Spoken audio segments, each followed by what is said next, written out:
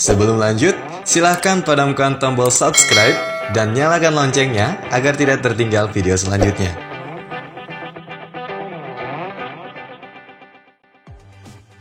Ini adalah bisnis model kanvas. Itulah yang harus dibuat oleh Doni dan Rina, model bisnis yang kuat. Dan ini berlaku hal yang sama untuk Anda. Mari kita pelajari lebih lanjut dan melihat cara kerjanya. Ada 9 blok penting yang membentuk bisnis model kanvas. Ketika 9 blok ini bekerja bersama, Anda akan menjawab pertanyaan mendasar yang harus diselesaikan oleh bisnis model kanvas. Kami akan mulai di sini dengan customer segment.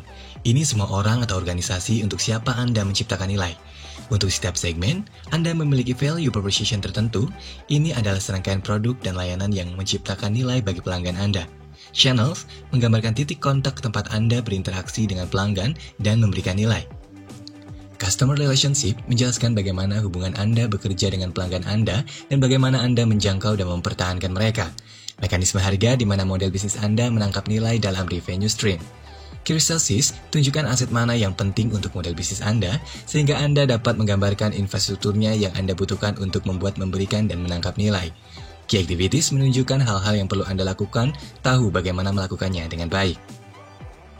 Key partners menunjukkan siapa yang dapat membantu Anda mengoptimalkan model bisnis Anda. Karena Anda tidak akan memiliki semua revenue stream, Anda juga tidak akan menyelesaikan semua key activities dengan sendiri. Setelah Anda memahami infrastruktur model bisnis Anda juga akan memiliki gagasan tentang cost structure.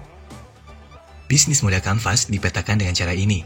9 blok berfungsi untuk saling memperkuat. Tetapi, sebelum Anda membuat bisnis model kanvas, kita akan melihat terlebih dahulu cuplikan cerita tentang bisnis model kanvas. Seperti ini, maskapai penerbangan berbiaya rendah telah merubah perjalanan udara berkat pendekatan baru mereka. Mari kita lihat value proposition mereka terlebih dahulu.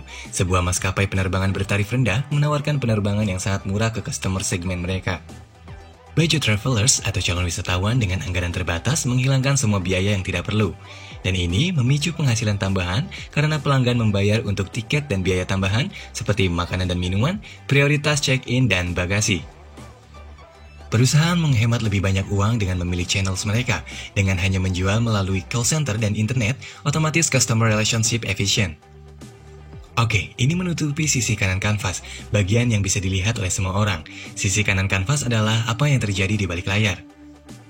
Misalnya, pilihan key resources, mereka mengurangi biaya pemeliharaan dan pelatihan menggunakan model pesawat tunggal untuk seluruh armada, dan mereka hanya terbang ke bandara yang biayanya murah untuk mendarat, atau di mana mereka dibayar untuk menyentuh tanah. Pendaratan pesawat memiliki rotasi yang cepat untuk memaksimalkan waktu penerbangan mereka dan dapatkan uang secepat mungkin. Dan key partnership mereka dengan orang lain di industri perjalanan seperti perusahaan rental mobil, hotel, atau perusahaan asuransi. Akhirnya, untuk cost structure semua biaya perawatan dan pelatihan bandara, call center dikurangi ke level terendah. Semua bagian ini bekerja bersama membuat harganya hampir mustahil untuk bersaing dengan perusahaan tradisional. Perusahaan berbiaya rendah ini ada karena sebuah penyusunan bisnis model kanvas. Mereka menjangkau segmen wisatawan baru yang tentu perusahaan tradisional tidak miliki. Mengurangi biaya secara drastis itu menarik bukan? Tapi tidak secepat itu. Bahkan jika itu relevan dengan perusahaan diskon, mungkin tidak akan berhasil untuk bisnis Anda. Tapi tidak perlu takut, untungnya bisnis model kanvas memungkinkan Anda membuat beberapa model dan mengujinya dengan cepat. Mari kita mulai dengan ide bisnis Anda sendiri.